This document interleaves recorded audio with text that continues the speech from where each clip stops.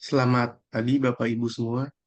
Untuk acara sharing session hari ini akan kita mulai pada pukul tepat 9 dalam 2 menit lagi. Terima kasih.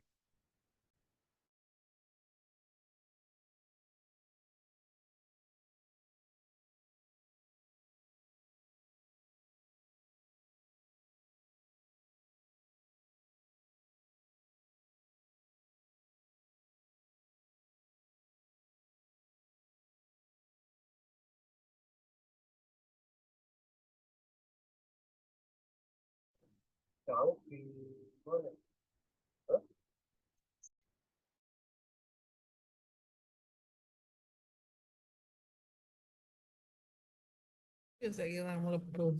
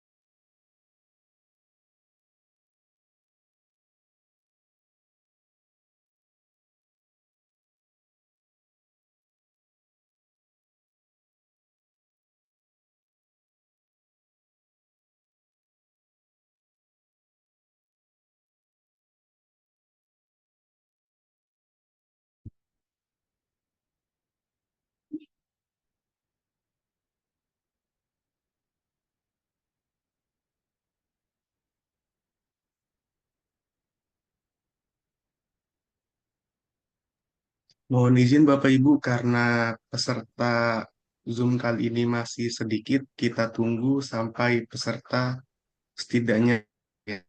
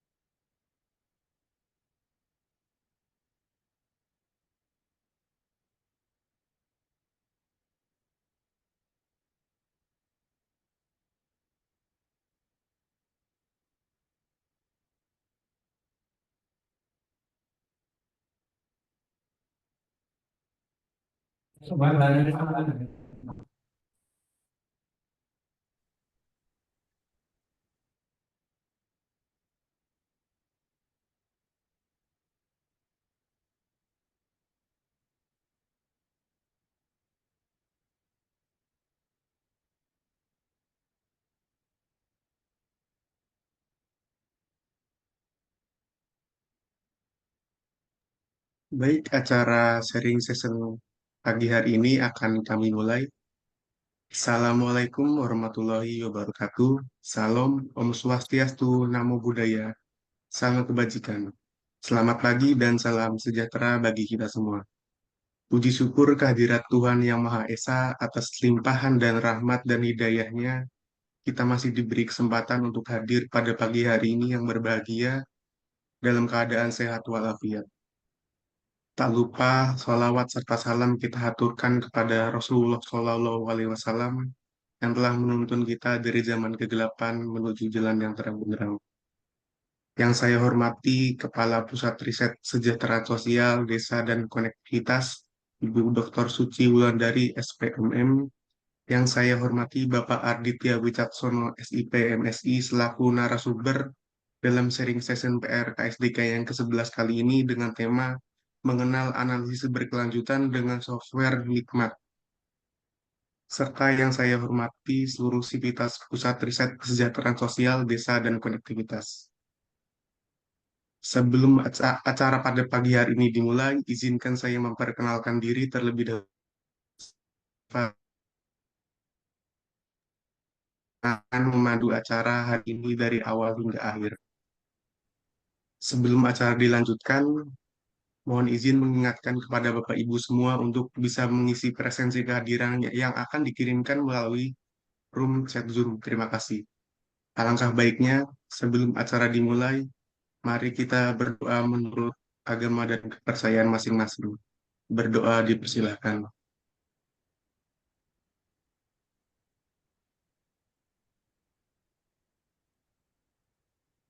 Baik, berdoa dicukupkan.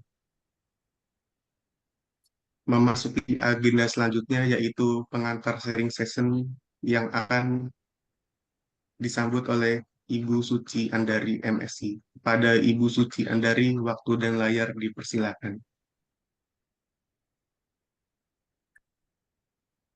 Assalamualaikum warahmatullahi wabarakatuh. Selamat Assalamualaikum pagi, warahmatullahi wabarakatuh. selamat pagi, salam sejahtera Pagi. untuk kita semua. Yang terhormat Kepala Pusat Riset Kesejahteraan Sosial Desa dan Konektivitas dan seluruh sivitas yang hadir pada session kali ini.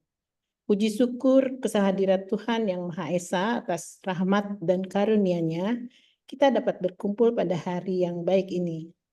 Mari kita awali dengan sebuah pantun ya. Pagi cerah burung bernyanyi, embun menetes di daun keladi. Sharing session jadi ajang berbagi. Ilmu bertambah, semangat di hati. Semoga seperti itu. Cakep. Luar Oke. biasa.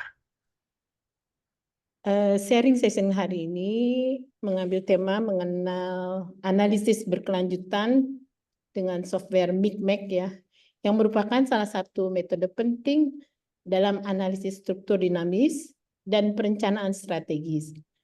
Micmac atau Metric of Cross Impact Multiplication Applied to Classification membantu kita mengenal cara mengidentifikasi hubungan antar faktor kunci dalam sebuah sistem yang kompleks, sehingga dapat digunakan untuk menyusun kebijakan yang lebih tepat sasaran dan berkelanjutan.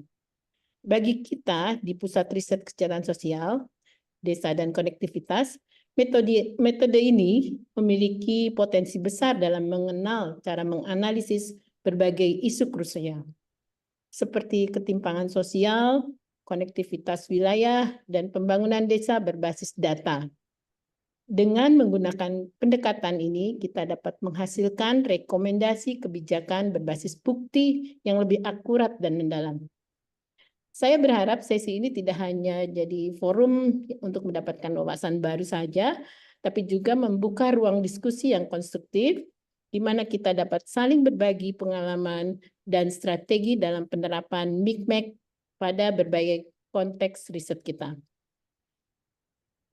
Akhir kata, saya mengucapkan terima kasih kepada narasumber dan seluruh peserta yang telah meluangkan waktu untuk mengikuti acara ini.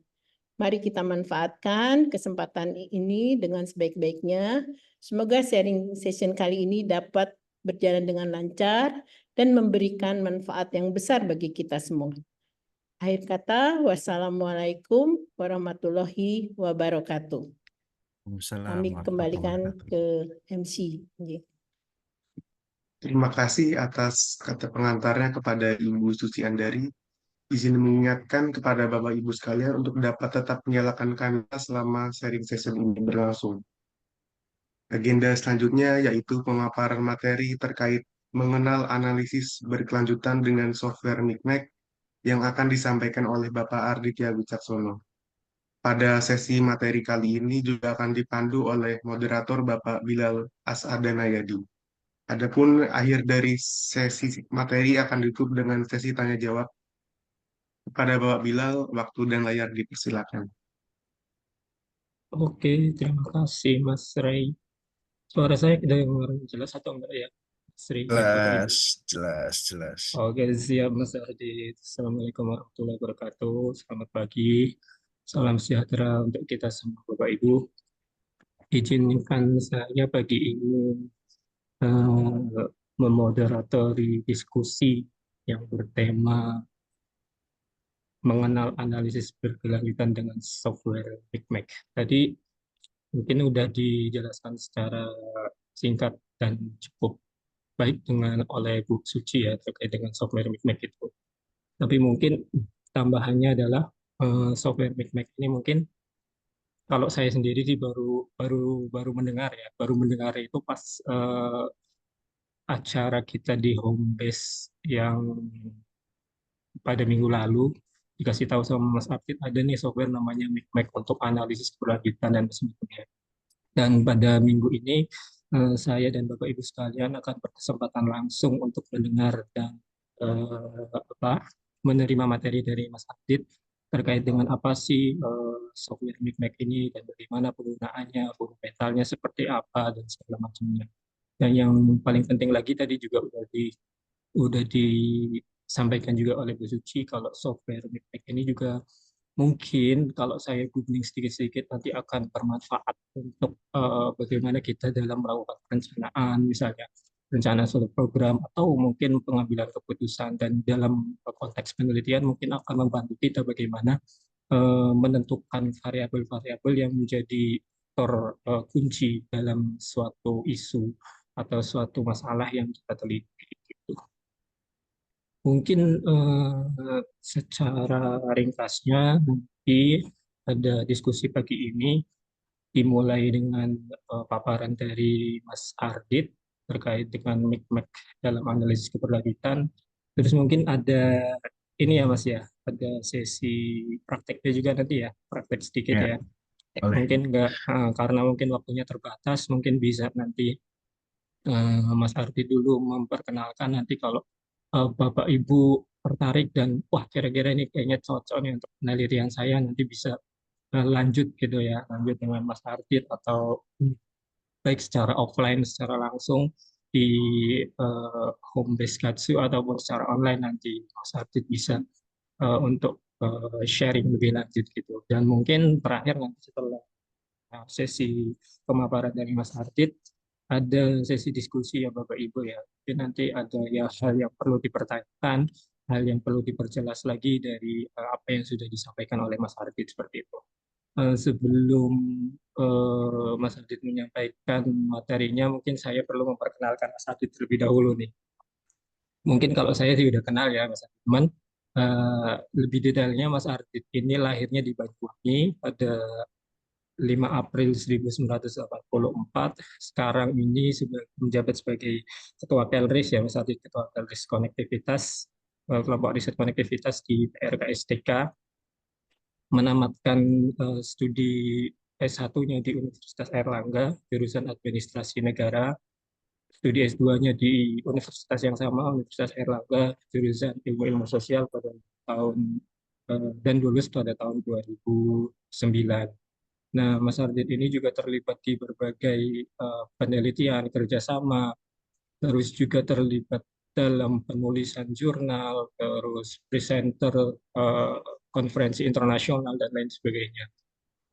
Yang terbaru dan yang menarik ini Bapak Ibu, Mas Ardit pada tahun 2024 ini juga sebagai pemapar atau presenter pada International Conference on Environmental Management yang temanya juga terkait dengan apa yang menjadi topik atau tema sharing session pada hari ini gitu.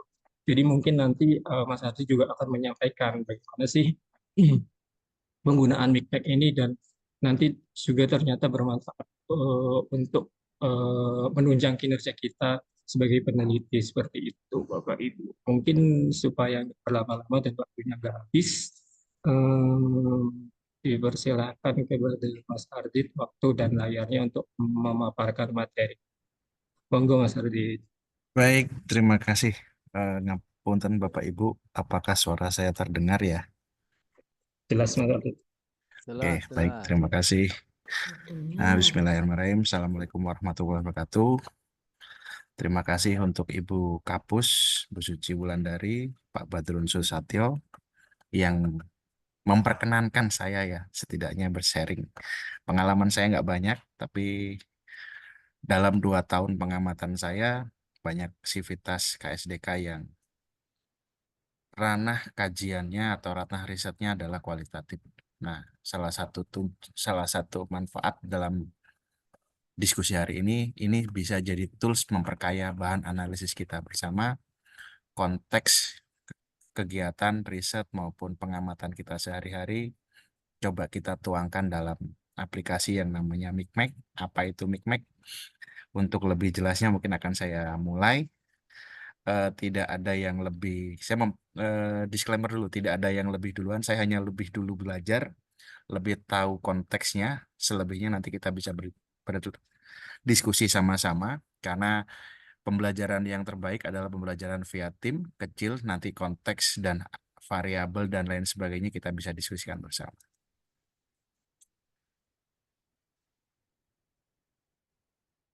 Udah kelihatan belum ya? Masih proses. Oke. Masih. Oke, nah Oke, kelihatan. kok ada delay ya ternyata. Mas Bilal bisa dibantu untuk sharing ininya, takutnya. Mana Mas? Tinggal di full screen aja. Iya, sebentar. Baik, Bapak Ibu, ini salah satu tools yang sebenarnya sudah lama ya Bu Ibu. Ya, Michael Goddard dan Drew Perrin ini memperkenalkan aplikasi MICMAC ini pada tahun 1973 gitu ya. Apa itu MICMAC? Sudah disebutkan tadi oleh Ibu Suci bahwasanya MICMAC adalah sebuah perangkat lunak atau metode yang digunakan untuk menganalisis hubungan antar variabel dalam suatu sistem yang kompleks, serta menentukan seberapa besar pengaruh suatu variabel dan variabel lain serta klasifikasinya. Jadi pada prinsipnya pengamatan terkait konteks, terkait ruang lingkup kajian dan lain tujuan, goals dan teori gitu, ketika itu bisa lebih mudah untuk kita visualisasikan dengan diagram kartesian dan relasinya terbentuk, kita bisa pahami secara detail sehingga memudahkan entah pengambil kebijakan, entah peneliti dan lain sebagainya untuk mengambil keputusan. Nah, kenapa sekali lagi isu keberlanjutan ini penting? Sebuah jadi keniscayaan ya dalam tatanan pembangunan yang kompleks saat ini, tantaran mikro maupun makro, kompleksitas konseptual, pengukuran dan implementasi keberlanjutan menjadi tantangan tersendiri. Statusnya salah satu profesor yang ahli di bidang analisis teknik keberlanjutan, Pak Profesor Ahmad Fauzi.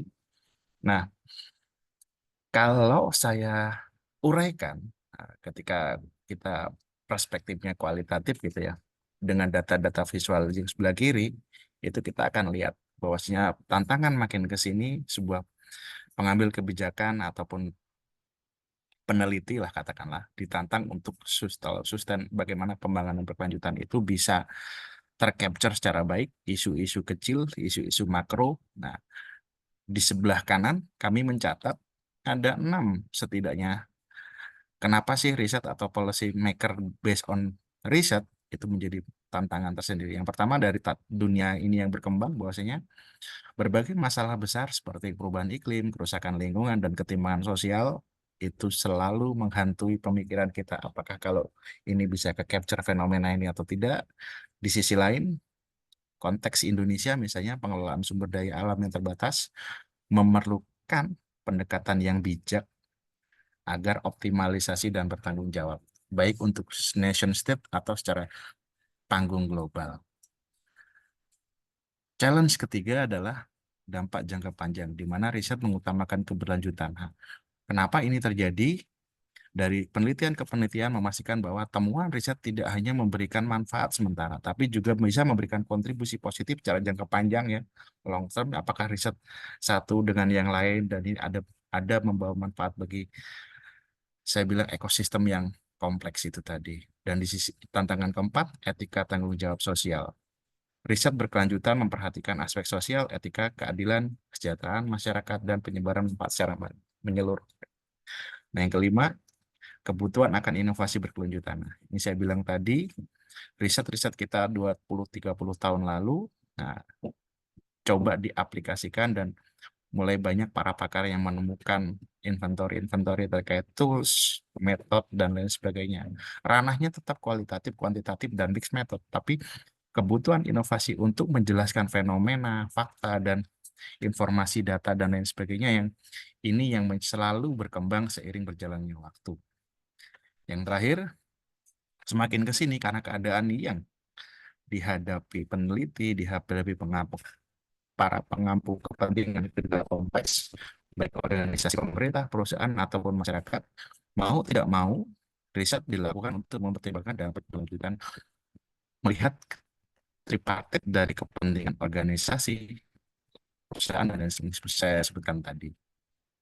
Nah, ini dua hal yang berbeda ya, tapi ini bisa berkelindahan di mana 3 isu besar sebelah kiri adalah ekonomi, environment, dan sosial. Dalam hal ini konteks keberlanjutannya seperti apa, tapi di sisi sebelah kanan adalah kaitan stakeholder yang selalu terlibat berkelindahan satu sama lain lewat kolaborasi atau lewat skema-skema tertentu yang menurut hemat kami sangat menarik untuk selalu diamati. Bagaimana perubahan, bagaimana evolusinya, bagaimana dan sebagainya. Nah, dalam konteks ini, menurut analisis yang saya baca dari bukunya Prof.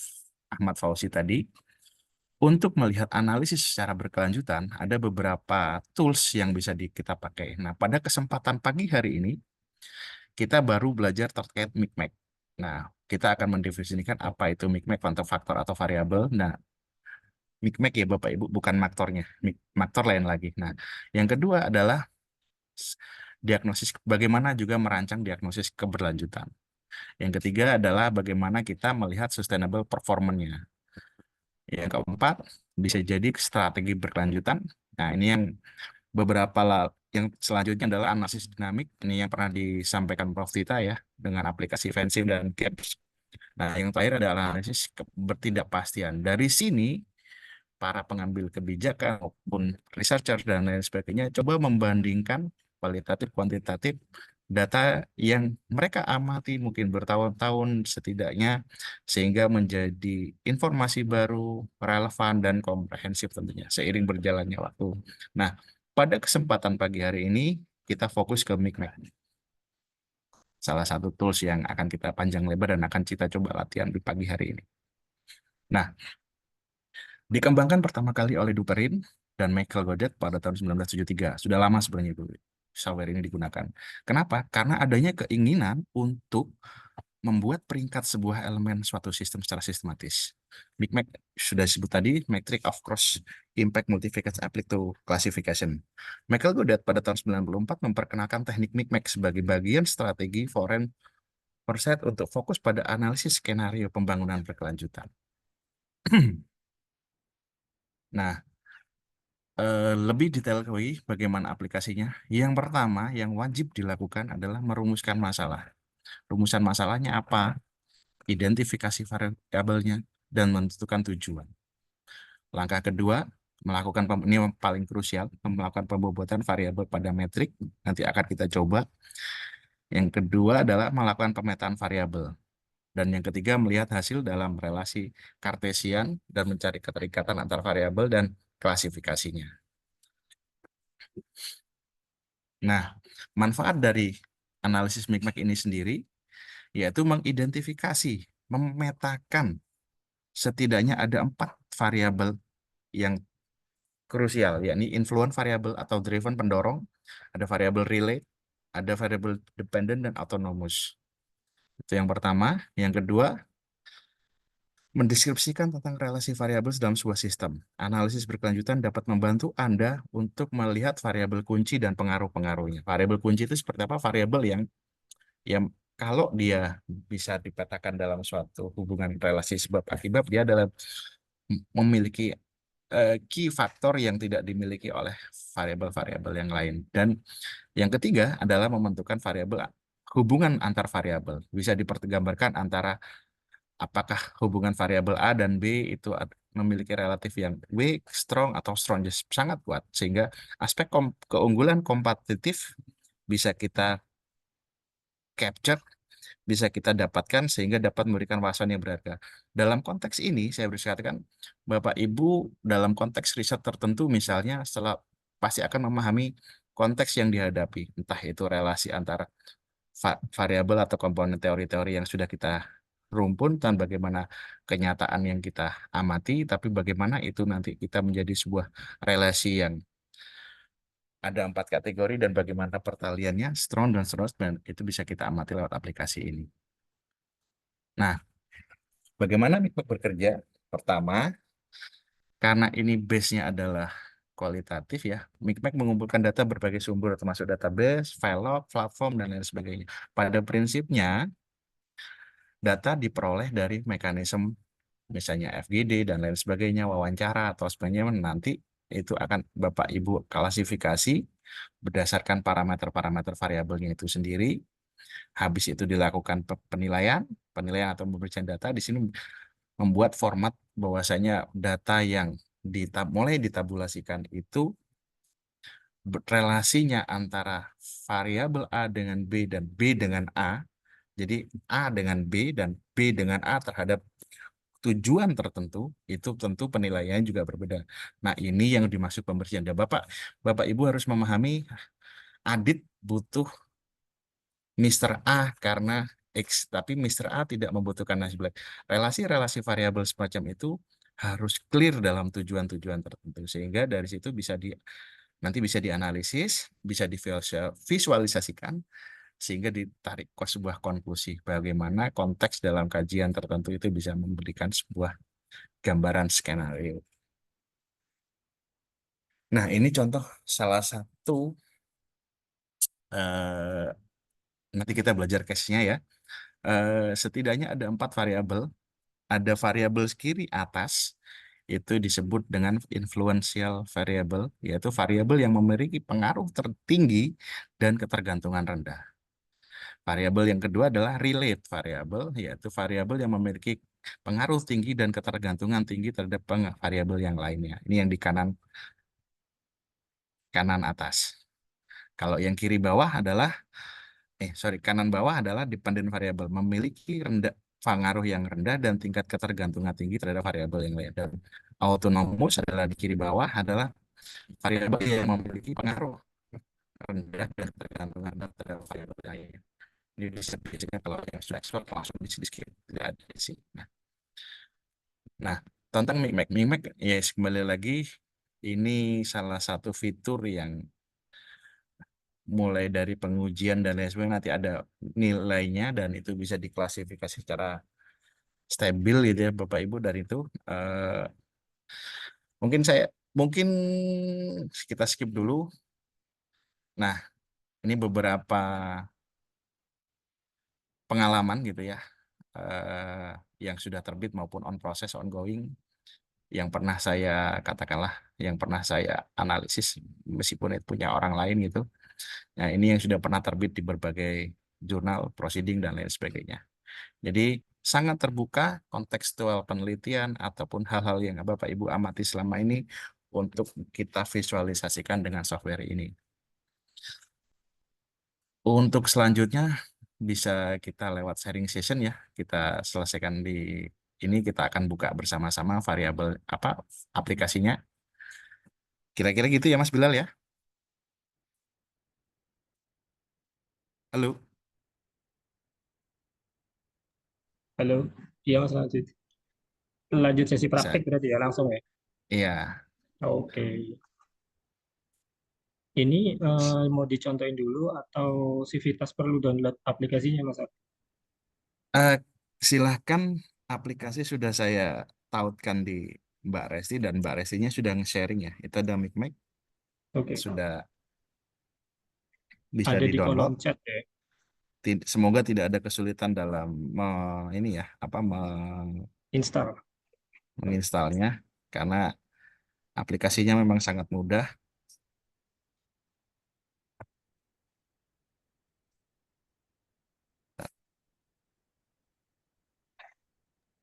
Yang dibuka micmac 53, 5.3.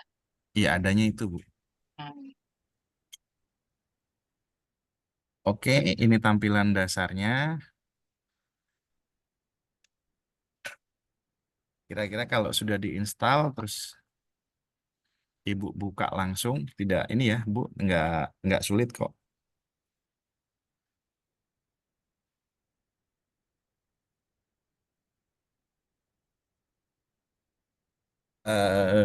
Sambil sambil belajar, apa yang harus dilakukan dengan aplikasi ini? Yang pertama,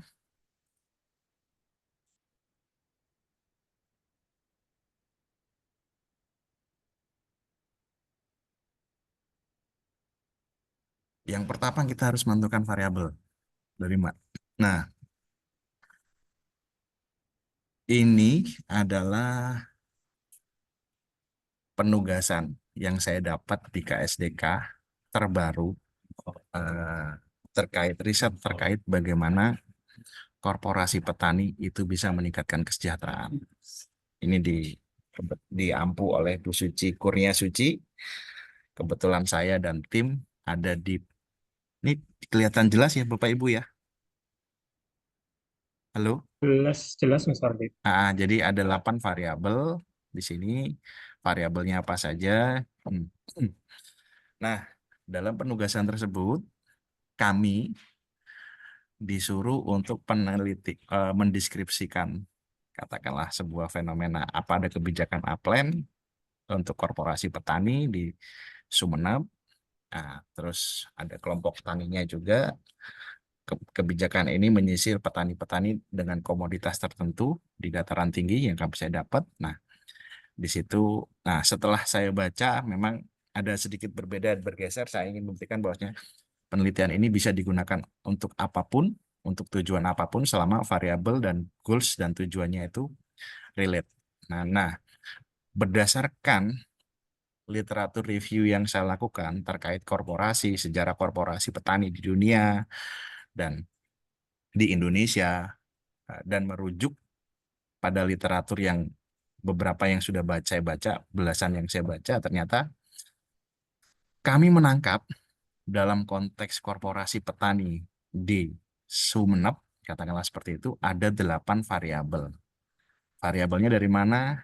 Ada dari, yang pertama adalah SDM anggota korporasi, dukungan regulasi, sistem manajemen korporasi, modal dan sumber daya lainnya, pelayanan teknis pertanian, mekanisme pemasaran, kinerja korporasi, maaf, dan inovasi teknologi.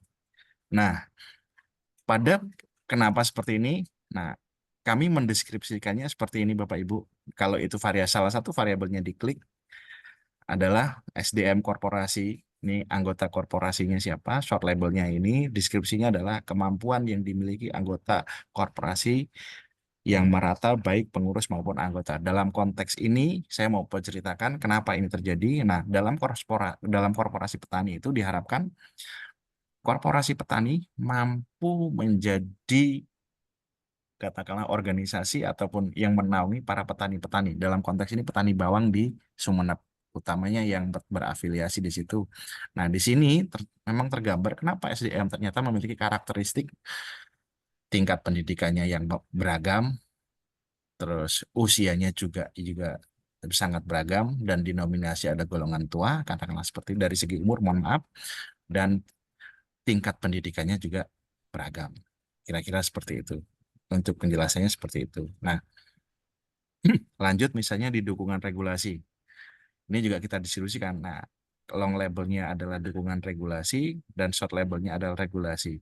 Dukungan regulasi terkait korporasi petani. Nah, ini saya bilang, mohon izin ya Bu Kurnia Suci misalnya selaku koordinator. Nah, kami menganggap regulasi ini ternyata lahir dari pandangan Kementerian Pertanian bahwasanya petani itu akan maju apabila berbentuk korporasi dan berkembang mulai dari produksi, mulai dari bagaimana tata kelolanya sampai pemasarannya.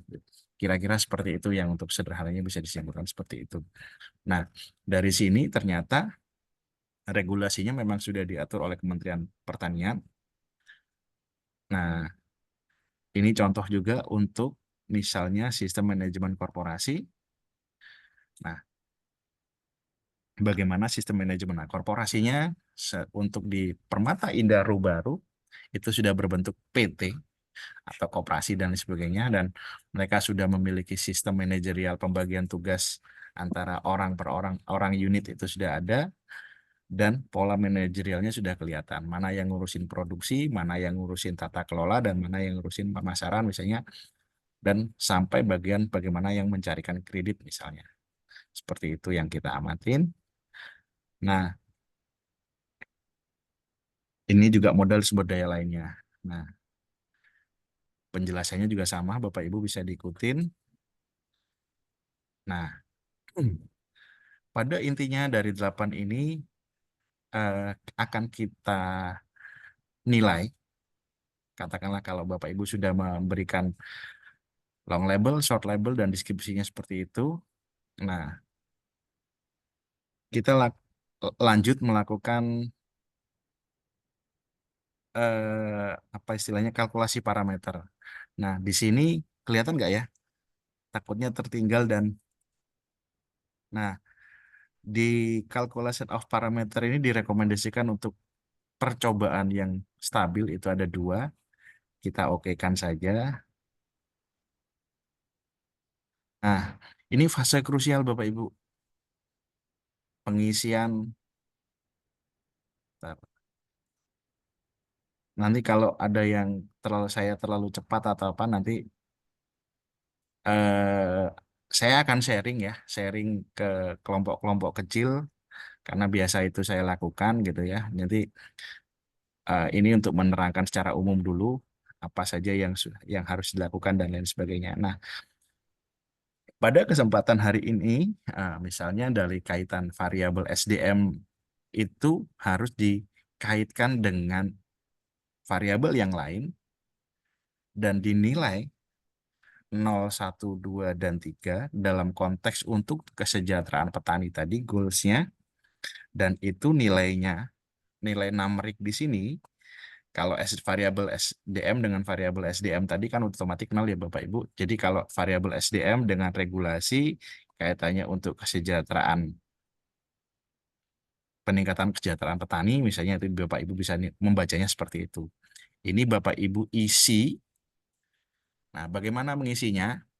Salah satu tip and tricks adalah saat kita interview, saat kita melakukan FGD, kita sudah membuat metrik ini seperti ini, tapi dalam diskusi kita panjang lebar, memang paling enak menanyakan kalau variabel ini dengan ini dalam konteks korporasi peningkatan kesejahteraan korporasi petani misalnya bagaimana. Tapi kalau tidak bisa, maka treatment saya adalah lakukan FGD dulu, petakan dulu 8 ini, dan Ibu bisa narasikan, nanti Ibu bisa masukkan.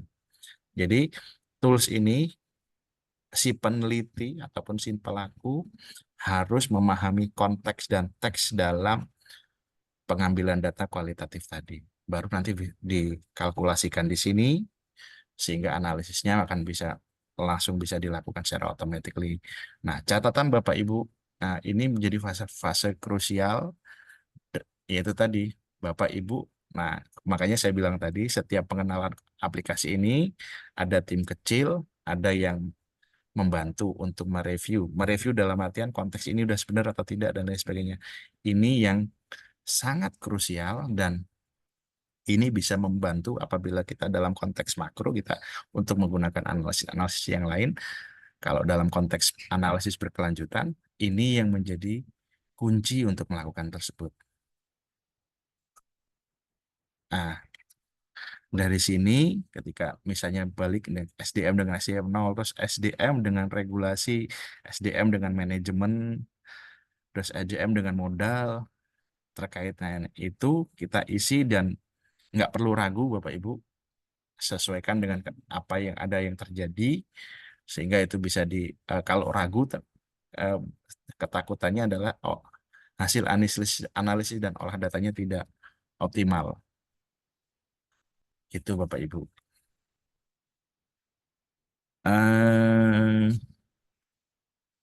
Setelah terisi, maka kita akan melihat hasilnya. Nah, software ini itu hanya bisa untuk memetakan dalam Cartesian tadi dan mencari hubungan langsung antar variabel dan hubungan tidak langsung dalam variabel. Dalam konteks ini ya Bapak Ibu. Nah, nanti kenapa? Nanti bisa berceritakan seperti ini. Kalau dari matrik direct influence, nah,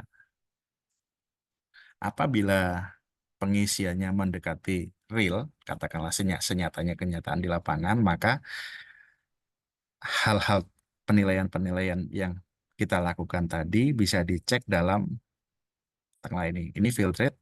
Nah, angka ini semakin besar menyatakan reasonable yang bisa kita lakukan semakin baik.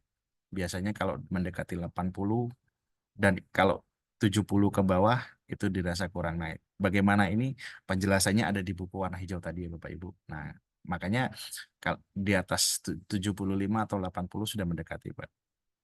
Bisa dipertanggungjawabkan hasilnya.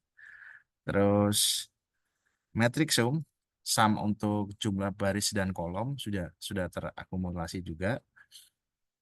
Dan nah ini stability-nya.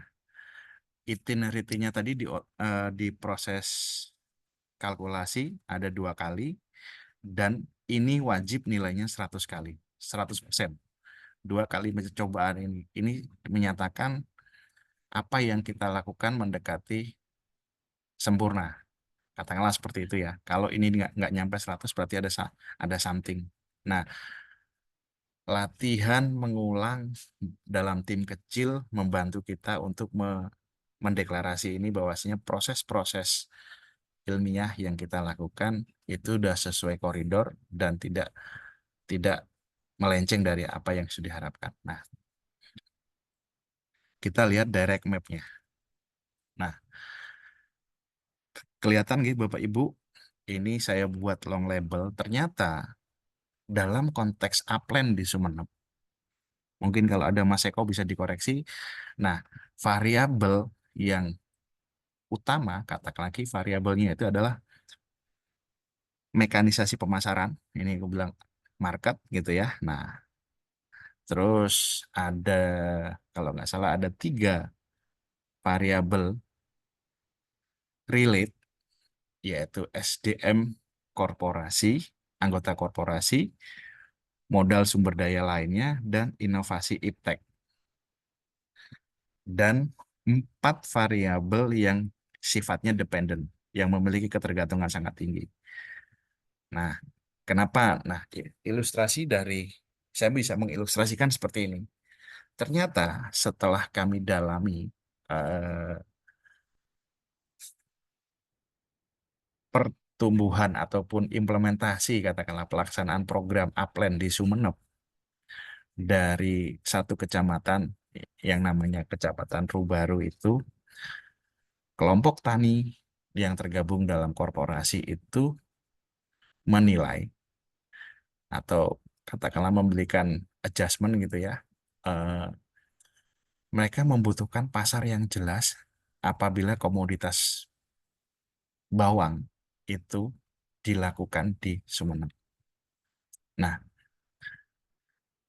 dari penjelasan tersebut kita berdalam kenapa sih di Sumeneb itu komoditinya bawang misalnya. Ternyata sudah ada riset, salah satunya dari BRIN, tapi tepatnya mana saya lupa kita ya. Mas Eko mohon koreksi. Nah, salah satunya kenapa dikembangkan bawang. Ternyata bawang itu untuk ditanam di, katakanlah di Sumeneb, itu memiliki rasa dan kandungan garam yang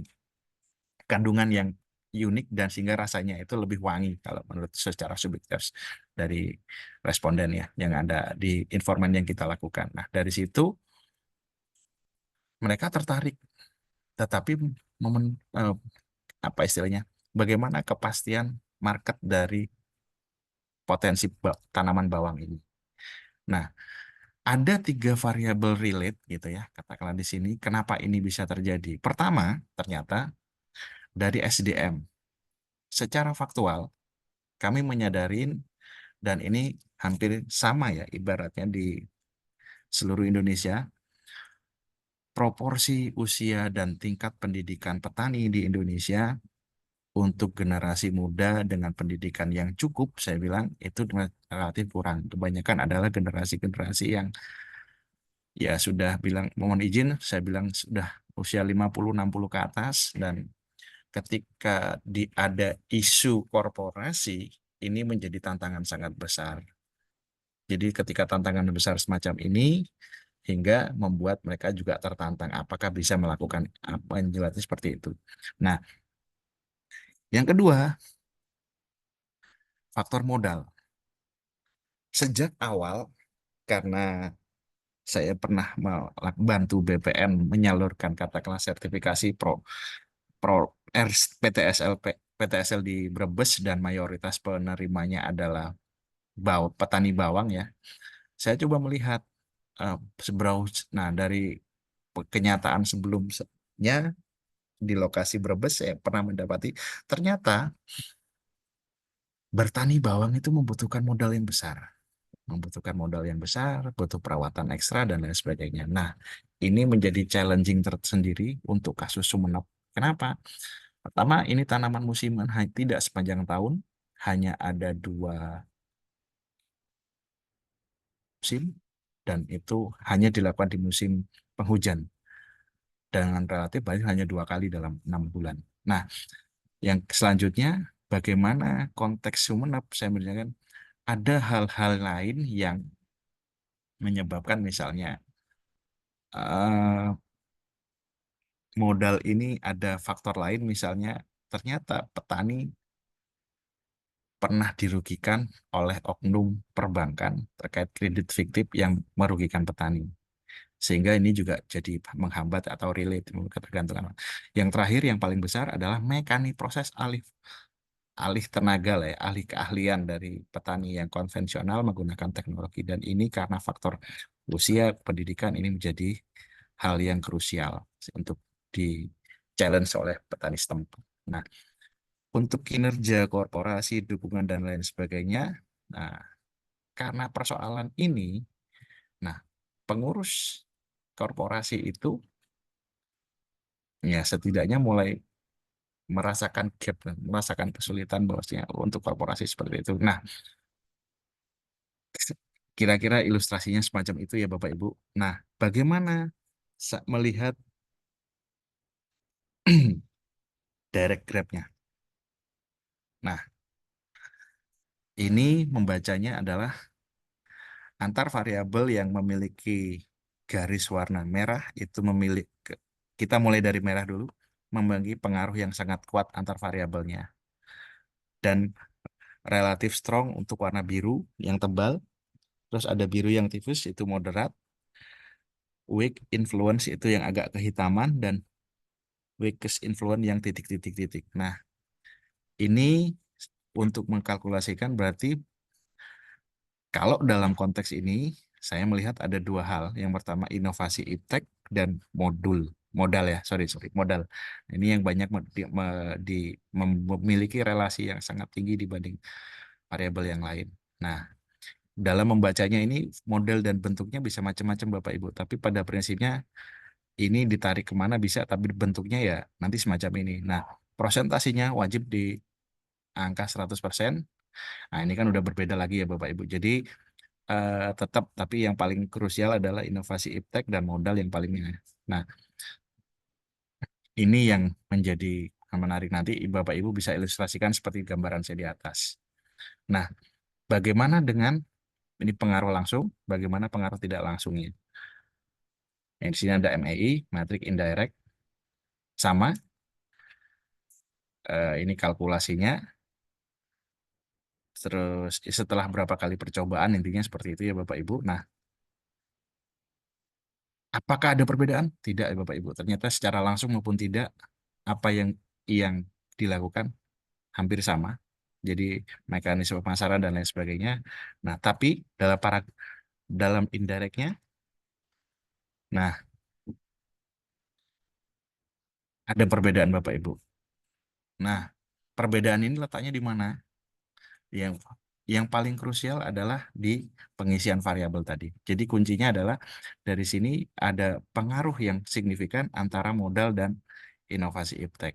Nah, ini yang sampai dalam hal ini modal untuk establish entah itu perorangan korporasi dan perorangan secara grup maupun individu petaninya dan inovasi iptek. Karena dalam konteks Sumeneb, saya membaca mereka dikasih fasilitas untuk teknologi pertanian yang tepat guna dan sedikit lebih baik daripada sebelumnya. Mereka sedikit terkendala ya, sehingga relasi antara ini memang dibutuhkan. Nah, bagaimana ini yang silakan nanti dalam analisis lebih lanjut menggambarkan kenapa seperti ini. Nah, nah fungsi yang terakhir adalah memberikan list of variable berdasarkan nah, apabila melihat bahwasanya berdasarkan pengaruh langsung matrik direct influence, nah ketika di range 1 sampai 8 variabel apa yang paling krusial itu nah ini bisa diperbandingkan. Kenapa bisa Bapak Ibu bisa menjelaskan kenaikan yang warna hijau ini jadi kinerja menjadi nomor 6 dan bisa naik dan regulasi menjadi turun itu karena apa? Jadi konteks ini kekayaan Bapak Ibu itu bisa divisualisasikan dalam.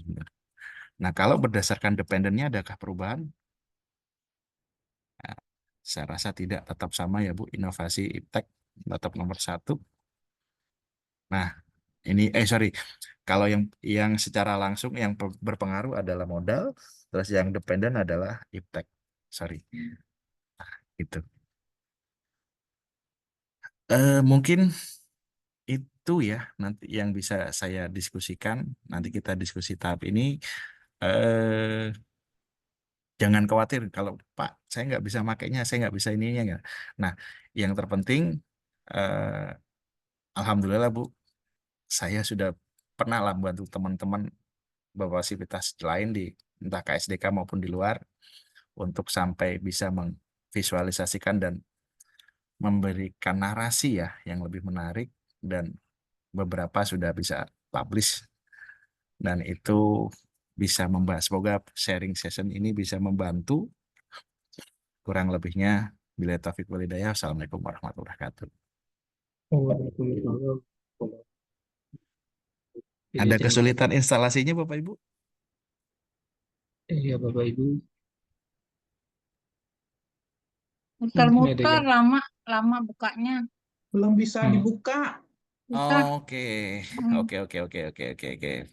Tar. Saya akan coba dari awal nih Bapak Ibu ya. Jadi mungkin ini, kalau muter itu berarti bentar. ini tutorial buat instalasinya ya Sarjit ya. Iya, nanti sebentar. Kelihatan nggak ya layarku ya? Belum Mas. Tar. Mas Ardit, dilanjutin dengan offline. Saya siap Bu. Kalau itu udah pasti, karena saya belajarnya juga seperti ini. Jadi saya bisa. Iya. Jadi ini kelihatan nggak layar saya ya? Kelihatan. Ini aplikasi Micmac gitu ya. Saya klik ya. Oke. Klik. Sudah muncul begini Bapak Ibu. Kelihatan Muncul nggak ya? tapi muter terus. Sudah, Yang saya diklik, sudah muncul. yang warna ungu Bu. Access Yang to ungu. software Micmac. Ada tulisannya access to software Micmac. Access to help modul. Access to the software Micmac. Itu diklik. Oh, itu sudah. Udah masuk Nah, ke yang abu-abu. munculnya begini Bapak Ibu. Oke. Oke. Nah, ini akan saya lakukan tadi. Jadi, yang harus dilakukan selanjutnya adalah file. Sorry. Iya, Bapak buat file dulu, new. Kasih projectnya Bapak Ibu. Kalau yang sudah bisa, coba di ini. Misalnya, file, new, ya kan? Ketik projectnya apa, ya. Terus klik OK, misalnya latihan gitu ya. 1 misalnya. Oke. Nah, Bapak Ibu langsung ke data entry. Nah, menentukan variabelnya tadi. Sebagai ilustrasi, saya menentukan 8 variabel itu tidak tanpa dasar. Saya membaca ada 8 dan 1 paper itu. Bentar, saya akan sharing juga. Hmm,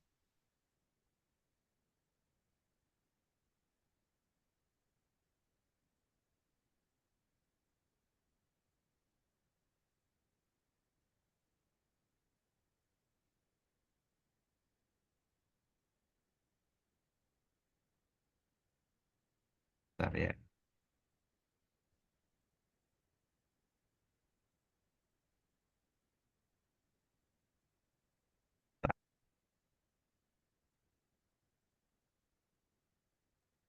Yang dipilih yang mana, Mas? Ada variabel, calculate, apa tadi?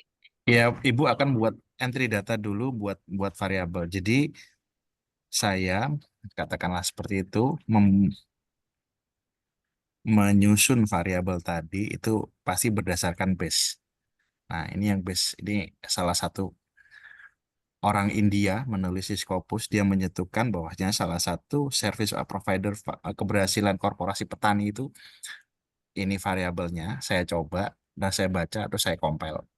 Nanti makanya yang terpenting adalah bagaimana Bapak Ibu menyusun variabel, menentukan variabel yang bisa mencapai tujuan tadi. Kira-kira gitu nggih. Nah, ini salah satu ya, akhirnya setelah salah satu dari sekian yang saya baca, saya tentukan variabelnya, baru kita ini. Jadi aplikasi ini mensyaratkan Bapak Ibu paham konteks dan teksnya, baru divisualisasikan untuk minimal untuk memberikan ketika konteks dan teksnya itu Bapak Ibu memahami secara detail, ketika variabelnya relevan, baru nanti kita kalkulasi dengan angka sehingga itu bisa dilakukan. Nah, kalau di saat ini, misalnya dengan konteks seperti ini, Bapak Ibu punya penelitian ataupun apa yang sedang dikaji.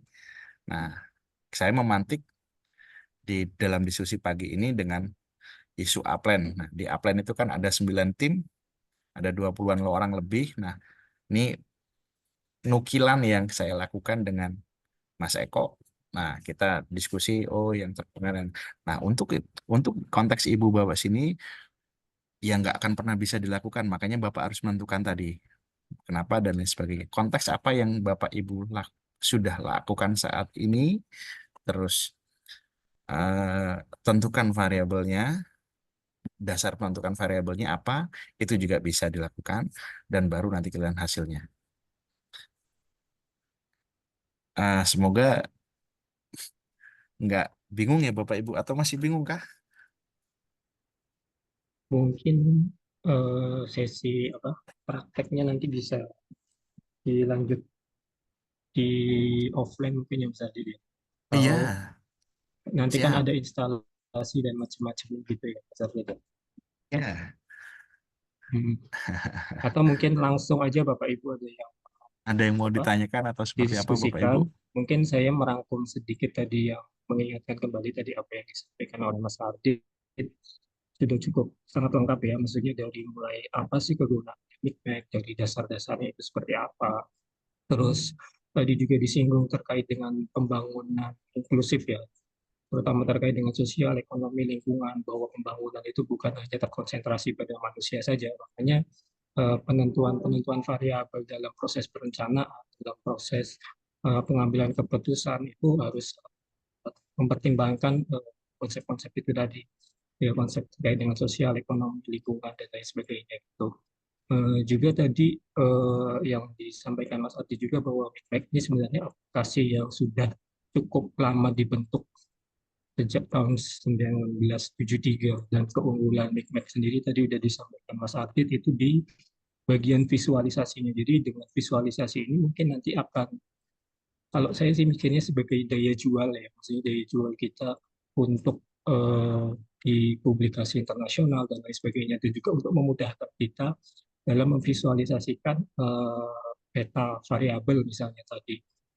Terus ada juga misalnya relasi antar variabel dan berbagai macam manfaat dalam menggunakan Micmac. Terus tadi yang paling penting juga dari Mas Ardit juga sudah sampaikan, dalam proses penggunaan aplikasi Micmac ini tadi ada satu proses yang sangat krusial gitu, yaitu dalam menentukan pengisian penilaian antar variabel, hubungan antar variabel itu. Dan itu tadi menjadi satu proses yang sangat penting untuk hasil akhir nanti yang akan divisualkan dalam aplikasi Micmac ini. Mungkin itu sekilas tadi yang sudah disampaikan oleh Mas Adit. Selanjutnya mungkin kita lanjutkan di sesi diskusi. Bagi Bapak Ibu yang masih perlu penjelasan lebih atau bertanya terkait dengan aplikasi Micmac, terus bagaimana mungkin ada kesulitan atau mungkin ada peluang potensi untuk menggunakan aplikasi ini dalam proses risetnya itu seperti apa, mungkin bisa langsung ditanyakan pada sharing session tadi ini. Ini sudah ada Pak Wahyudi yang angkat tangan, mungkin silahkan langsung disampaikan Pak Wahyudi. Monggo Pak. Terima kasih Mas Bilal. Assalamualaikum warahmatullahi wabarakatuh. Waalaikumsalam. Yang pertama, terima kasih pada Mas Ardit sharing sessionnya. Jadi ini alat bantu yang lagi ngetren, ini banyak dipakai oleh kalangan peneliti, terutama mix method ya, yaitu biasanya mengkuantitatifkan data-data kualitatif. Nah, yang menjadi persoalan yang menjadi pertanyaan saya itu yang disampaikan Mas Ardit yang krusial tadi ya, pembobotan variabel ya. Itu pembobotan variabel itu berdasarkan interpretasi peneliti sendiri ya. Itu yang pertama. Kemudian terkadang di lapangan itu kita di samping apa eh, mengambil apa namanya untuk mendapatkan variabel-variabel yang paling penting dalam proses program pembangunan, eh, tidak kalah pentingnya yang paling berpengaruh itu adalah tokoh kunci atau aktor. Jadi kalau yang MICMAC ini kan hanya variabel-variabel isu faktor faktor-faktor isu-isu yang berkembang di masyarakat ya.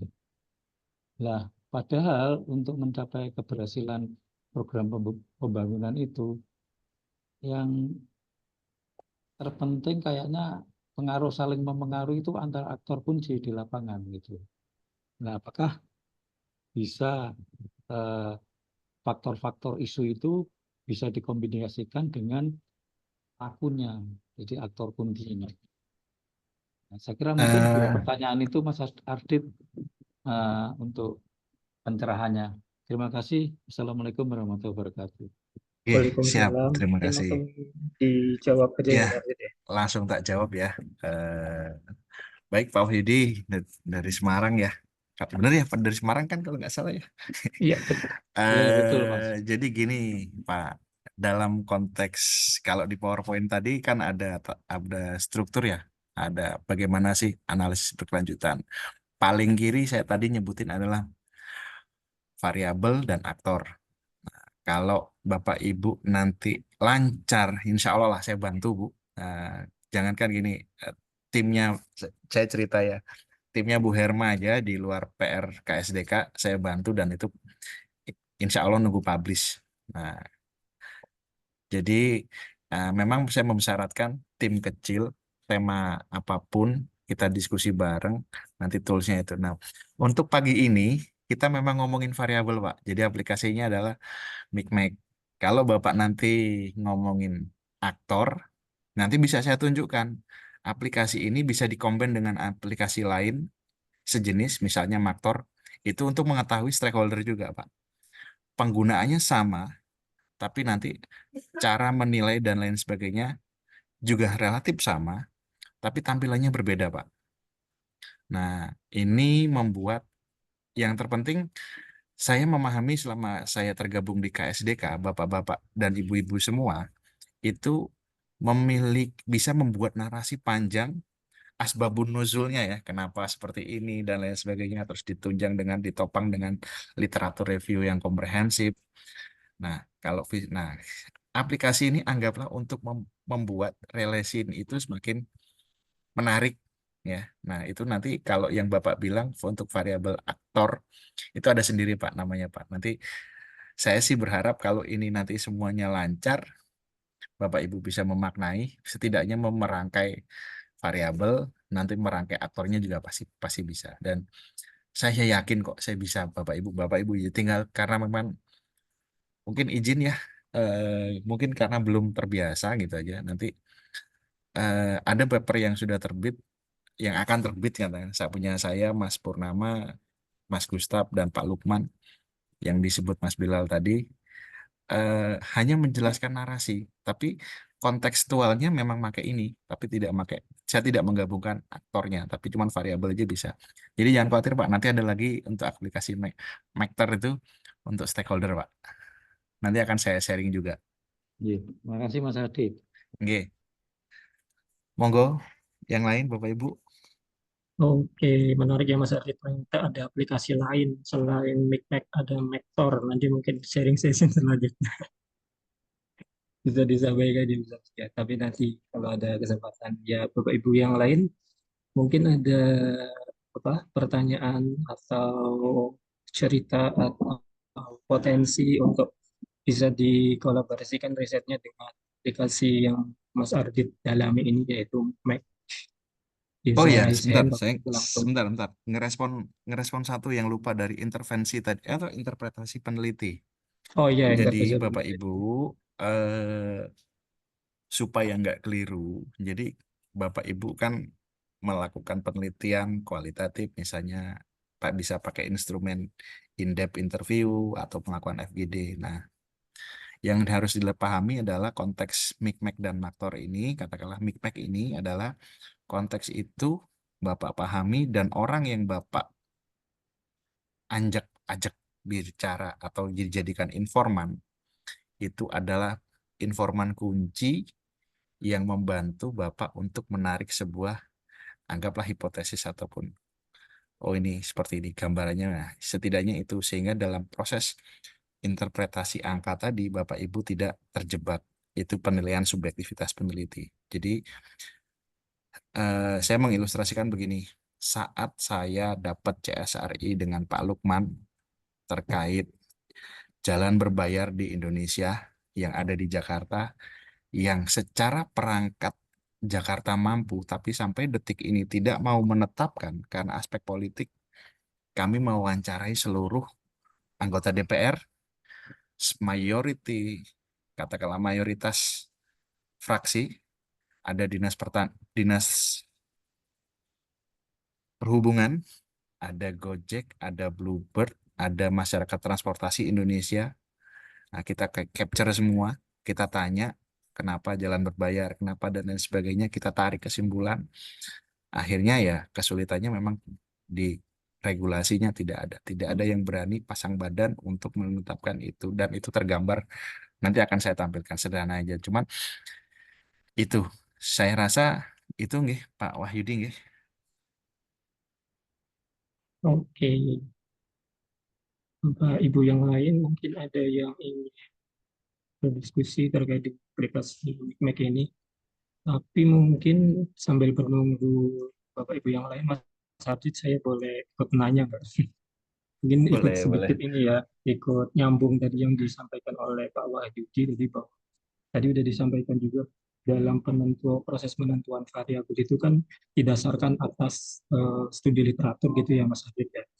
Terus tadi dalam pembobotan penilaian itu tidak dilakukan secara sembarangan, melainkan dilakukan melalui wawancara, ide, nanti di situ akan ketahuan variabel A dengan variabel B itu relasinya gimana dan lain sebagainya. Nah, kalau saya mungkin pertanyaannya, apakah misalnya dalam proses pembobotan penilaian itu juga bisa dilakukan dengan apa ya, AI. sumber dari literatur juga.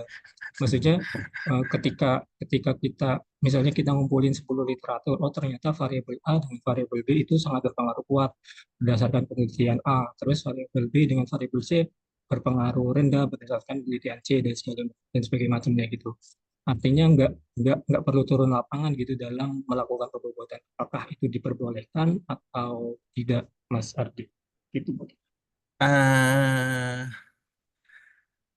Dalam konteks kekinian, apalagi saya juga sedikit memahami terkait analisis spasial ya, sedikit banget gitu ya. Jadi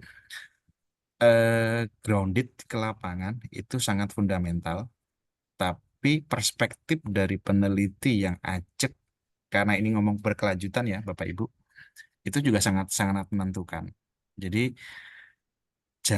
ini pengalaman saja ya, kenapa jalan berbayar gitu kan, karena di situ tidak ada ahli transportasi, tapi kami saya dilatih waktu itu sejak 2016 saya dilatih untuk ini. Nah, tim kecil itu yang menentukan. Jadi variabel A dan variabel B misalnya tadi saya bilang, terus untuk tujuan ini apakah benar. Nah, itu kita bisa di Prof. Fauzi tadi bercerita, diskusi, apa benar begini, apa begini. Jadi kita nggak bisa menentukan sembarangan. Itu kuncinya. Jadi kenapa konteksnya kita harus landed ya, harus mendarat bahwasanya kita menguasai benar. Makanya kan saya tadi pancing nih, saya orang awam soal pertanian misalnya, terus saya dapat amanah dari Bu Kurnia Suci untuk terlibat di Upland. Nah, ada teman Mas Eko misalnya, kita ngobrol gini, kita amatin, terus setelah reflektori baru kita gitu. Nah, ketika saya ingin belum jelas mentabulasi itu, saya akan kejar terus siapa informan kunci yang bisa membuat kesimpulan seperti itu. Intinya di situ, Pak. Jadi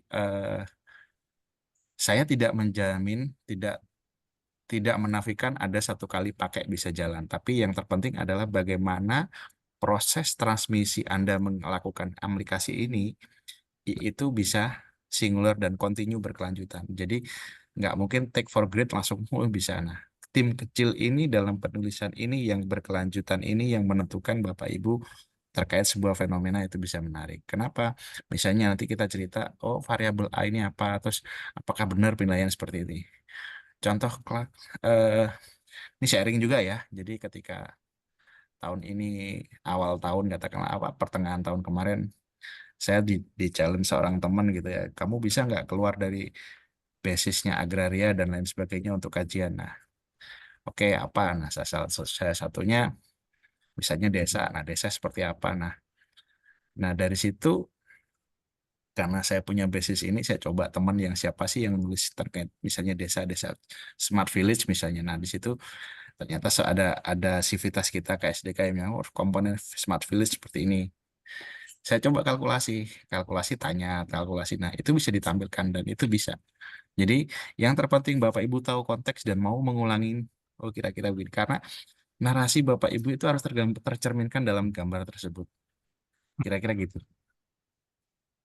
Oh, oke Mas Ardi, berarti jadi tim kecil itu sangat penting ya dalam proses ini ya penilaian, kebobotan, diskusi dan segala macam untuk hasil akhir yang baik gitu ya Mas Ardi ya. Ya, Oke, lanjut mungkin Bapak Ibu ada yang ingin berdiskusi, menanyakan bebas terkait dengan aplikasi Mikmek ini karena mungkin Mungkin ini saya Mas Bilal, ya silakan Bu Suci ya Mas ini ya. Bilal. Oke, monggo Bu. monggo Iya, Bu. saya bantu. Nah, langsung aja Bu. Oh, salam. Terputus ya suaranya Bu. Suci tadi ya Mas Ardi ya. Iya, sepertinya. Halo. Bu Suci masih mute mic-nya.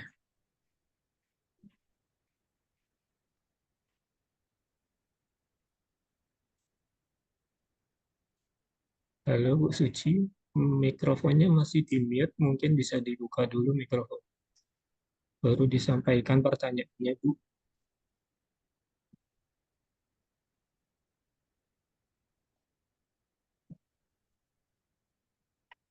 Sambil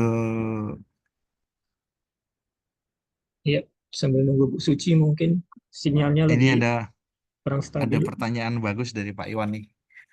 Sejauh mana subjektivitas kemampuan basic peneliti terhadap lokus dan objek yang peneliti diteliti? Nah, kami kasih Mikmek. Eh, saya harus katakan gini ya Pak. Eh, apalagi kita orang kualitatif, penelitian yang bebas nilai itu dalam konteks kekinian itu kan setipis kertas. Ya, eh, kan dalam konteks ini peneliti boleh salah. Nah, kalau salah nanti kita lihat akan menjadi hipotesis baru apa yang terjadi dan lain sebagainya. Nah, makanya saya sih kalau ngomong apa ya, kalau ngomong subjektivitas kerasa nggak pas. Tapi ke- diskusi antar internal tim saat menggunakan aplikasi ini dan ada yang katakanlah bukan mentor tapi ada yang lebih memahami konteks faktual di lapangannya itu yang bisa nanti menentukan. Jadi dari berbagai ini eh, harus kita clear dulu misalnya variabel ini kenapa seperti itu. Nah makanya dari setidaknya kan yang saya bisa pasti sih kenapa kamu. Nah Adit tadi bercerita terkait Cartesian. Ada satu misalnya variabel market itu jadi pendorong utama. Ada yang relate. Nah relate ini kan karena masih ketergantungan. Nah, tergantung itu kan karena di dalam tiga variabel ini ternyata faktual di lapangannya adalah orangnya belum siap secara kapasitas dan daya dukungnya juga belum mampu. Tapi di sisi lain ini juga potensi. Nah, kunci menurut saya pemahaman mendetail terkait fenomena, fakta dan informasi yang apa ya, yang teks dan konteks maupun tersirat maupun tersurat dalam kualitatif itu yang akan menentukan penelitian apa bahasan Bapak jadi menarik atau tidak. Kadang kan apalagi ya saya memahami saat pengalaman kemarin Pak, jalan berbayar. ketika datang di lapangan, kita ngobrol besar, jawabannya anggota DPR normatif. Tapi begitu 4 mata, 3 mata, nggak ada yang mau mengambil resiko hak, katakanlah dalam tanda kutip, ya suara kami akan hilang saat IRP itu diterapkan di Jakarta. Secara fungsi ya IRP itu butuh untuk Jakarta, mengurangi kemacetan dan memindah orang dari kendaraan pribadi ke transportasi umum selama itu tidak mampu. Berbagai negara bisa melakukan itu. Nah, konteks-konteks ini saya rasa bisa dilakukan saat kita memang benar-benar memahami konteksnya secara detail, Bapak Ibu. Dan saya rasa untuk Bapak Ibu di seluruh overall di KSDK, untuk bahasan sesuai kepakaran dan lain sebagainya, saya rasa sudah layak. Makanya ya saya tadi bahasa saya membantu untuk memvisualisasikan saja. Kira-kira gitu ya Mas Bilal ya. Oke, thank you Mas Makanya Adit. saya memberikan contoh yang related ya. Yang paling baru adalah kegiatan bersama-sama di Korporasi Aplen. Ada Pak Iwan, ada Bu Suci. Nah ini apakah, misalnya contohnya gini, apakah kejadian katakanlah ini kan bahasanya berbeda dengan tools yang berbeda, meskipun ada CIPP untuk evaluasi dan studi kualitatif berdasarkan in-depth, tapi kami menggunakan micmac. Apakah Bapak Ibu terima dengan ini di masing-masing lokasi atau sama, dan itu dan udah kayak karya berbeda Bapak Ibu. Nah, pengalaman juga Mas Purnama waktu pelatihan di NE, saya izin Mas, saya bilang Kang Purnama saya pakai micmac ya. Kalau aktornya masih akan lucu karena semuanya aktor akan delay karena anggota DPR-nya nggak mau mengambil tanggung jawabnya untuk ketok palu karena ajuannya sudah itu cerita klasik lah kalau birokrat sama politisi kan seperti itu. Nah, dalam konteks ini kesimpulan yang digunakan oleh Discourse Network Analysis dengan micmac itu mirip, tapi alurnya akan berbeda dan setnya akan berbeda. Nah, ini ya, itu yang memperkaya kita di tim kecil mungkin semakin produktif dan lain sebagainya. Mungkin gitu, Mas. Oke, Mas Adit, menarik ya tadi terkait obrolan 4 mata yang bisa lebih terbuka daripada obrolan formal gitu. Dan itu jadi kepekaan peneliti juga ketika di lapangan. Mungkin Bu Suci Andari bisa diulang pertanyaannya. Ya, Tadi masih mute. Oke, silakan Bu. ya, saya tertarik dengan aplikasi micmac ini yang membantu menemukan variabel yang berpengaruh. Nah, kebetulan saya kan meneliti tentang kemiskinan ekstrim nih, Mas. Terus kita Bu. caranya bagaimana menemukan variabel, kita memang dasarnya memang meneliti di lapangan itu dengan kualitatif juga, dengan wawancara dan sebagainya. Jadi kita mix method ya. Nah, apakah dimungkinkan untuk menggunakan aplikasi ini untuk menentukan variabel yang paling berpengaruh pada kemiskinan ekstrim itu sendiri. Kemudian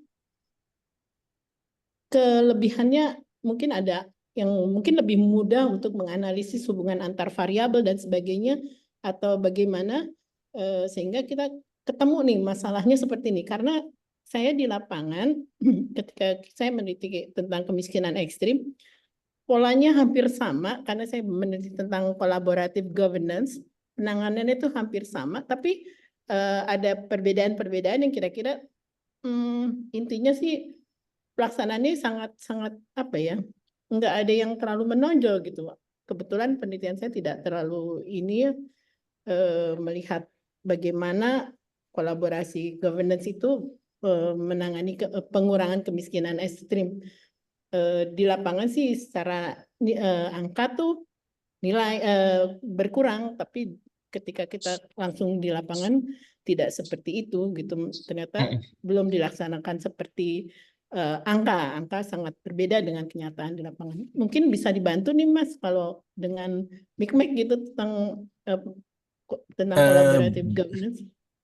Baik gitu. Bu, jadi saya yakin dengan apa yang Ibu sampaikan tadi, berarti kan sebenarnya di bab 2 ya, di tinjauan literatur, Ibu kan sudah mempreposisi lah apa teori yang ataupun ya yang sudah ada. Nah, variabelnya, ya. kalau kualitatif kan akan ketuan goals-nya kemana, terus Ibu akan analisis seperti apa. Nah, Nah, sekarang kan tinggal bagaimana Ibu menentukan variabel tadi, terus kira-kira tujuannya apa.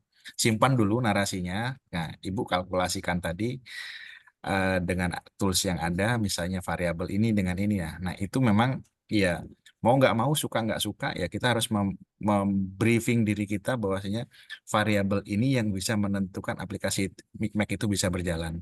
Misalnya ada berapa, misalnya isu kayak saya tadi beri jalan berbayar, kami menggunakan satu jurnal, hanya satu jurnal, yaitu jurnalnya Selman, salah satu mahasiswa yang ada di Cina misalnya, dia ada ngomong 13 variabel, kita kalkulasi seperti itu.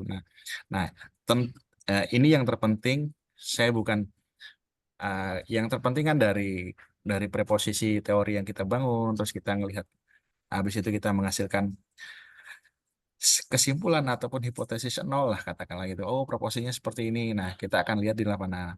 Itu bawa saya ke konteks itu kalau mau Ibu. Jadi setidaknya ada beberapa variabel kita nilai bareng-bareng, Bu. Nah, itu. Nah, selebihnya nanti otomatis. Nah, otomatiknya untuk memberikan penjelasan yang ringkas tadi per chapternya kenapa variabel ini ya nanti pasti akan saya tanya.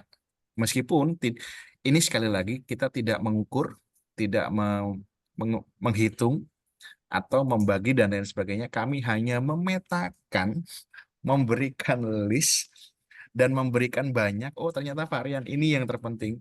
Jadi imbalannya kalau dari sekian pimpinan itu suruh memilih, ini loh yang paling krusial. Dasarnya apa? Ya interaksi kita selama di lapangan menentukan seperti itu. Nah, dalam analisis keberlanjutan dalam konteks ini, nanti teman-teman yang kuantitatif boleh dong nggak percaya saya bilang. Nah, di situ saya bilang sudah ada beberapa tools yang saya sebutkan tadi. Nah, itu di luar Micmac dan Maktor itu semuanya menghitung. Jadi varian ini nanti relasi varian ini dengan ini, kalkulasinya seperti ini. Alam. Saya nggak ini Bu, saya pernah melakukan itu, tapi ini kembali lagi, kalau nggak pernah dicoba, jadinya lupa.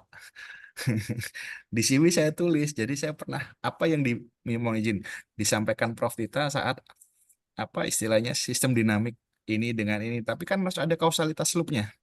Nah, bagaimana merancang ini? Kalau kita tidak punya sense terkait itu, akan sulit. Makanya kita bukan ngasal, tapi kita punya basic.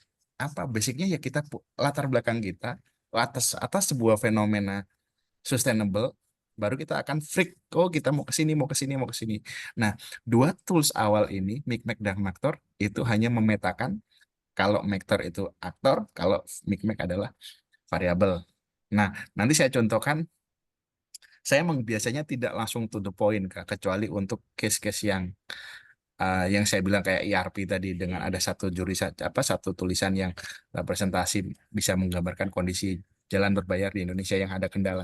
Tapi ada juga biasanya kami menggunakan tools lain yang setidaknya mirip ya, entah itu Pestle dan lain sebagainya, sehingga konteks apa yang kita kaji secara kualitatif itu bisa lebih, istilahnya lebih bermakna ya, nggak oh begini, karena kualitatif itu banyak varian yang harus kita ini gitu. Mungkin itu Bu Suci. Terima kasih. Kemudian saya dibantu nih buat publishnya. Ya, makasih. Saya sebenarnya monggo Bu. Itu temannya Bu Herma kemarin sudah, jadi nanti ya saya akan selalu 2-3 hari ke kantor, nanti bisa bisa atau bisa Zoom, bisa seperti apa. Yang terpenting konteks Ibu dan itu nanti kita nilai bareng-bareng. Anggaplah apa ya, ada beberapa juga yang sudah expert tentunya, tinggal saya mengarahkan ketika Bapak Ibu mengisi tadi objektivitas dan variabel itu tepat aja udah bisa kegambar. Oke. Kira-kira gitu Bu. Makasih Mas Ardian. Oke. Ardit ya. Ya. Terima kasih. Oke. Salah Ardit. Ya, tadi udah disinggung kembali sama Mas Adit, disinggung ulang ya terkait dengan pentingnya pemahaman konteks dan teks dalam penggunaan Micmac ini.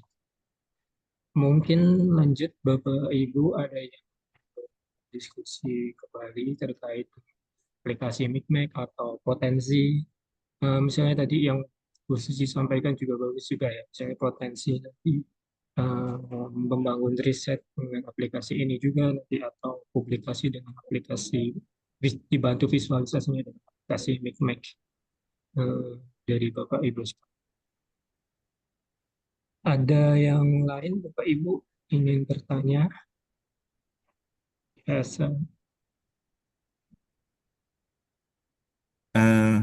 Aku mungkin nyampein Oh, satu hal ya Mas ya. Jadi oke. supaya sharing kita, jadi saya menjadi provokator nih Bapak Ibu. Mikmek atau maktor itu mudah kalau tahu konteks dan teksnya dalam penelitian kita masing-masing.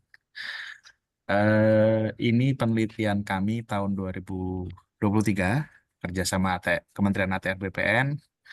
Nah, ini cerita ya, tapi nggak usah, saya nggak cerita bagaimana, tapi bagaimana saya menentukan variabel. Nah, oke. Nah, ini timeline di luar sana ngomongin literaturnya seperti ini kan, katakanlah seperti itu. Nah, pastikan. Nah, kami mencoba mengkalkulasi ini teori dasarnya. Diversity, keragaman, jarak, kepadatan, desain, destinasi, dan demand management dalam apa istilahnya transportasi berkelanjutan. Nah, institusi terkaitnya ini teorinya, jurnalnya saya kutip banyak Bu, tapi yang paling detail ini dua ini. Nah, kalau saya menganalisis cuma 6 elemen ini, katakanlah variabel, itu simple, ketahuan. Kalau di Indonesia akan lihat nanti akan density, desain, dan diversity. Kuncinya di Indonesia cuma 3. Cuman saya di-challenge lagi sama Mas Pur, cobalah subvariabel. Nah, ketemulah seperti ini.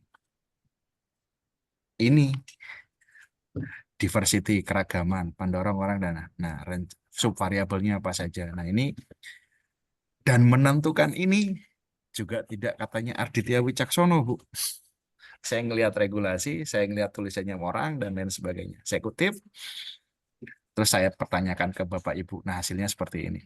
Kira-kira seperti ini. Sama lah ya untuk ini direct inflow map di Jakarta.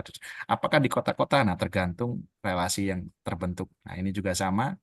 Nah, cuman kami membacanya, nah ini juga semakin lama semakin menarik. Tapi kita cuma ngomong begini, berdasarkan analisis Mikmek, variabel utama, nah 1, 2, 3. Nah, kenapa? Ya kita akan ceritakan seperti ini. Ini sudah bisa sangat membantu Ibu untuk visualisasinya, kira-kira itu. Nah, ini kalau aktornya. Nah, ini contoh misalnya, ini aktornya seperti ini. Sama. Nanti bagaimana membacanya? Saya buat sebuah tabel. Tapi tidak ini tabel terus ditaruh di mana di tulisan, tapi kita menginterpretasi kembali supaya itu. Kira-kira itu Bu, mungkin ya. Jadi perkenankan saya menjadi kompor di sini, semoga bisa belajar bareng-bareng karena kita dituntut tiap tahun seperti ini dan lewat banyak Ya. kultus mudah. Ya saya paham Bapak Ibu nanti tidak apa ya istilahnya kalau kualitatif terus studi case dan lain sebagainya. Kita berharap visualisasi yang lebih menarik sehingga orang lebih tertarik untuk mereview tulisan kita dalam tanda kutip ya Bu ya. Ya, betul. Kira-kira itu. Oke, Mas Itu Adit. presentasi yang saya share masih ngawang-ngawang, belum landed di jurnal manapun, masih nyari induknya untuk Ngawang-ngawang aja, tapi hasilnya sudah sangat kelihatan menarik ya Bapak Ibu tadi yang disampaikan Mas Adit. Apalagi tadi sudah disampaikan juga ternyata bukan cuma faktor atau variabel yang bisa dianalisis, juga tadi ada aktor juga dan mungkin nanti ada aplikasi yang berbeda yang bisa di-sharing oleh Mas Adit. Tapi mungkin saya pengen memastikan kembali Mas Adit, cuman saya agak penasaran sedikit gitu ya.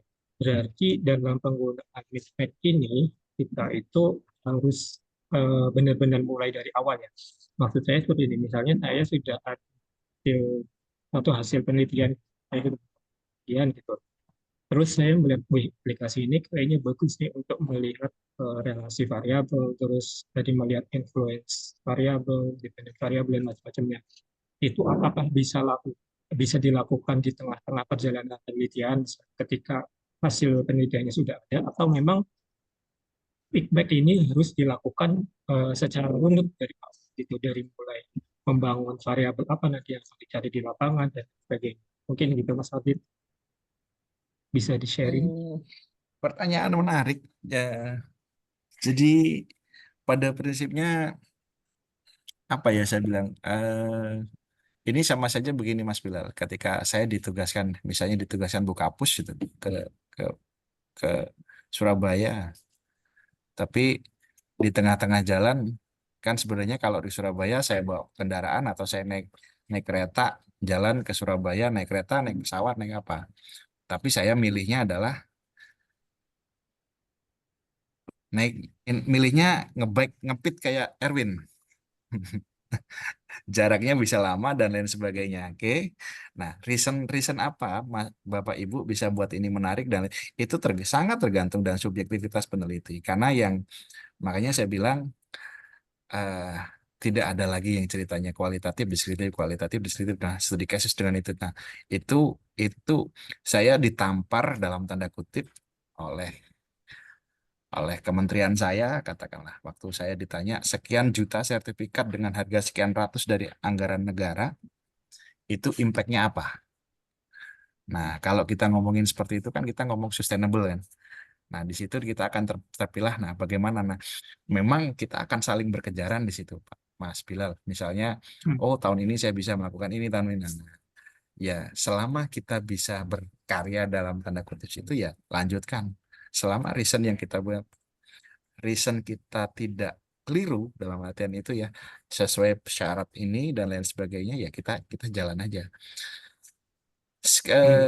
Kita ini pelajaran sebenarnya saya Kang Pur, Mas Lukman misalnya dalam konteks ini dalam riset pertama kami gabung setelah kita tergabung di BRIN ternyata kita tidak sesuai kepakaran tapi kita belajar metode baru.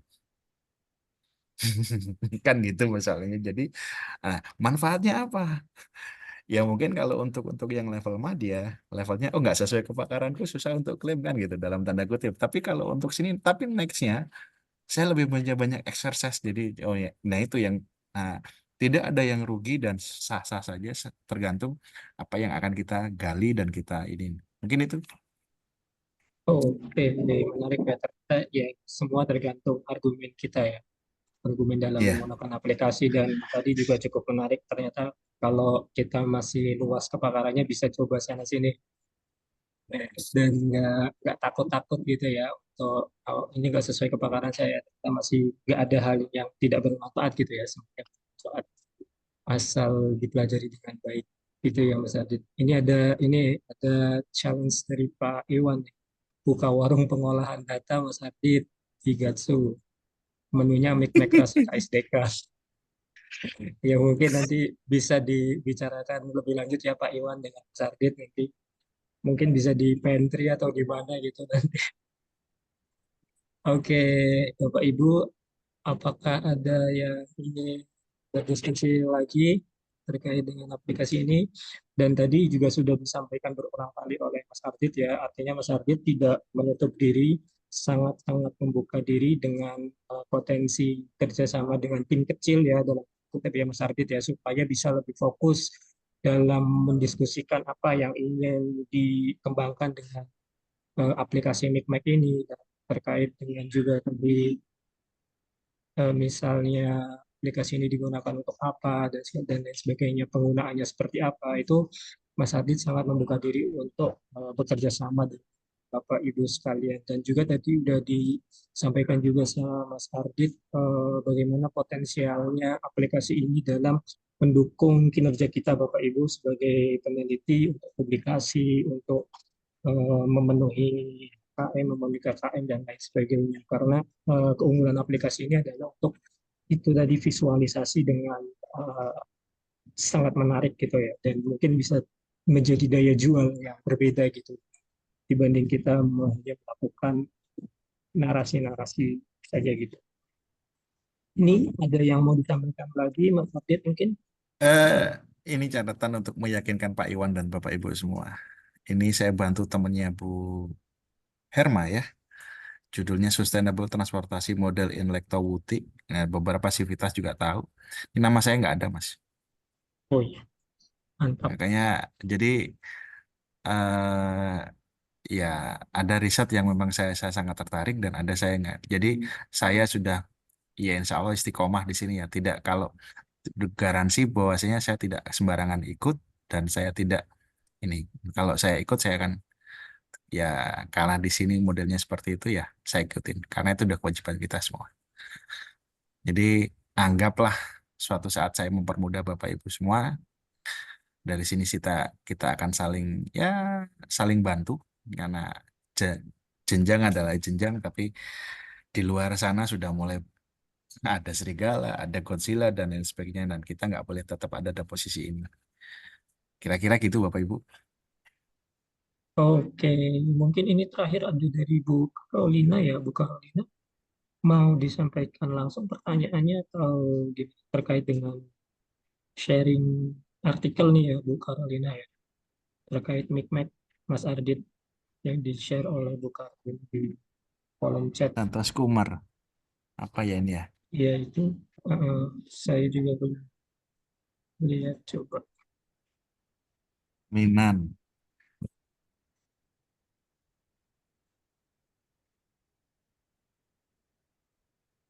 Oh ya, sepertinya sama ya apa yang dilakukan oleh Santos Kumar. Kumar ya, Subam Kumar atau siapa? Jadi share dari Bu Carolina, mungkin ini sharing aja ya Bu Carolina ya. Artikel-artikel Iya, yang artikel-artikel yang ini ya. memanfaatkan Nikmat sebagai tools untuk membantu mengolah serta membantu menganalisis hasil penelitian gitu ya Bu Carolina.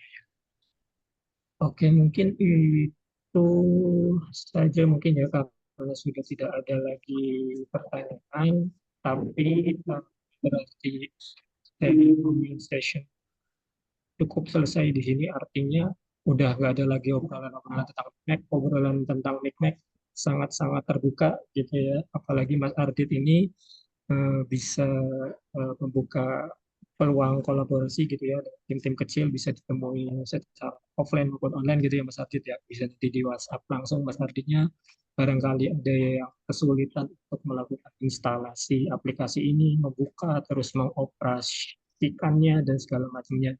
Tapi kalau saya lihat tadi aplikasinya cukup mudah ya, tidak terlalu rumit gitu ya. Aplikasi-aplikasi yang diperkenalkan di Civitas KSDK itu rata-rata tidak terlalu rumit gitu. Dulu ada DNA, terus ada sekarang ada Micmac, dan mungkin nanti ada aplikasi lain gitu yang memudahkan Bapak Ibu untuk melakukan atau menunjang gitu hasil pengolahan hasil penelitian dan membantu analisis hasil penelitiannya gitu.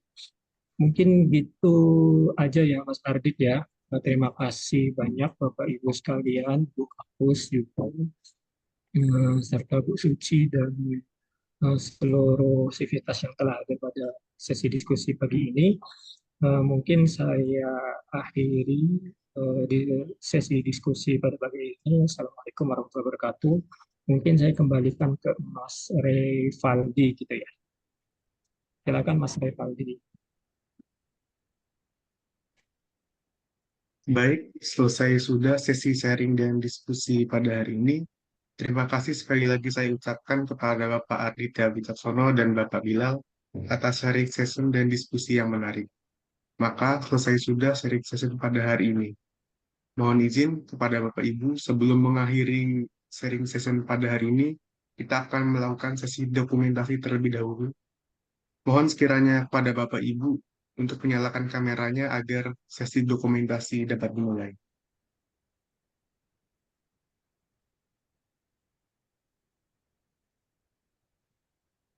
Baik, untuk dokumentasi akan saya mulai dari slide pertama. 1, 2, 3.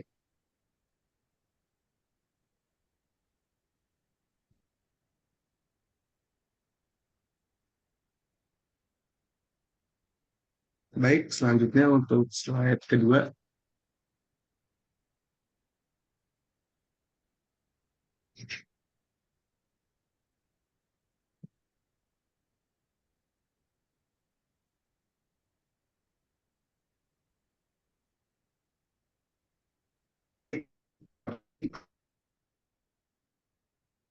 Para sharing session kali ini, saya ucapkan terima kasih atas partisipasinya. Saya selaku Master of Ceremony kali ini mengucapkan mohon maaf apabila ada salah kata Akhir kata, wassalamualaikum warahmatullahi wabarakatuh. Waalaikumsalam. Masih Mas Adit, kapan-kapan ini aplikasikan nih. Pak, saya tunggu. Semoga sebelum ke Jakarta sih, Pak. Ya, untuk tahun 2025 Mas Adit. Kita kan Siap, di siap. itu Semua. home base, home base. Makasih semuanya. Ya, Bu Suci. Izin. Izin. Ya, izin.